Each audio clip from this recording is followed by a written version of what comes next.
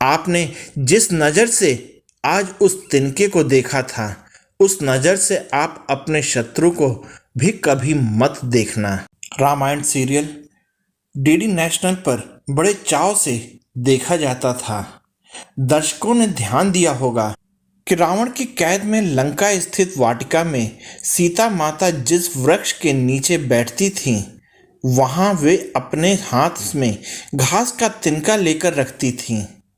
जब भी रावण वहां आता, सीता उस घास के तिनके को उठा लेती। बहुत सारे लोगों को इसका वास्तविक कारण पता नहीं होगा, लेकिन मैं आप सबको इसकी वजह बताता हूँ कि आखिर क्यों सीता माता उस घास के तिनके को उठा लेती थीं। रावण ने जब माँ सीता का हरण करके लंका ले गया, तब लंका में सीता जी वट वृक्ष के नीचे बैठकर चिंतन करने लगीं। रावण बार बार आकर माँ सीता को धमकाता था, लेकिन माँ सीता जी कभी कुछ नहीं बोलती थीं। यहाँ तक कि रावण ने जब श्री राम के वेशभूषा में आकर माँ सीता जी को भ्रमित करने की कोशिश की, तब भी वह सफल नहीं हुआ।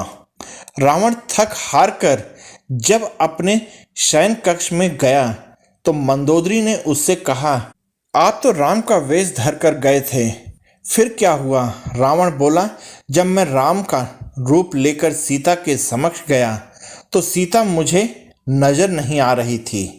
रावण अपनी समस्त ताकत लगा चुका था, लेकिन जिस जगत जननी माँ को आज तक कोई नहीं समझ सका, उन्हें रावण भी कैसे समझ पाता। रावण एक बार फिर आया लेकिन तुम जैसी नारी हो तो मेरे आते ही घास का तिनका उठाकर उसे घूर घूर कर देखने लगती हो। क्या घास का तिनका तुम्हें राम से भी ज्यादा प्यारा है?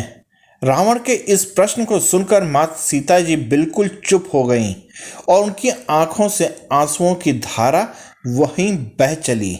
इसकी सबसे बड़ी वजह थी श्री राम जी का विवाह माँ सीता जी के साथ हुआ। तब सीता जी बड़े आदर सत्कार के साथ गृह प्रवेश भी हुआ। नववधु जब विवाह के बाद ससुराल आती है, तो उसके हाथ से कुछ मीठा पकवान बनाया जाता है, ताकि जीवन भर घर में मिठास बनी रहे। अयोध्या के राजभवन में भोजन परोसा जा रहा था।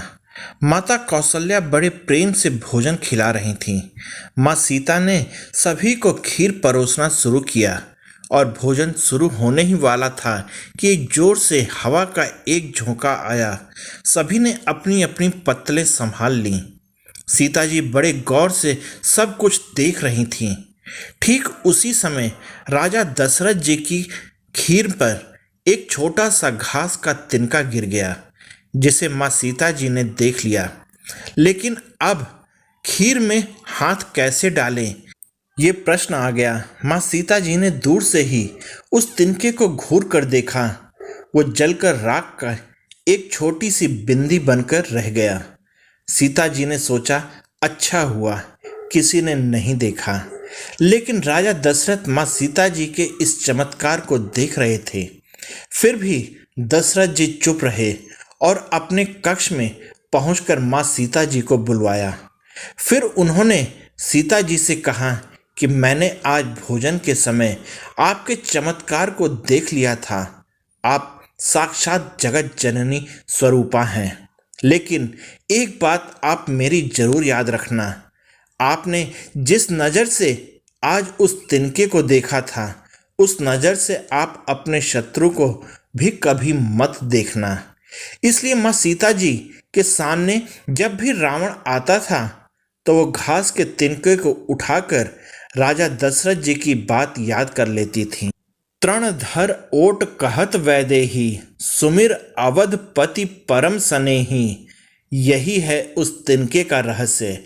इसलिए माता सीता जी चाहती तो रावण को उस जगह पर ही राख कर सकती थी, लेकिन राजा दशरथ जी को दिए हुए वचन एवं भगवान श्री राम को रावण वध का श्रेय दिलाने हेतु वो शांत रहीं।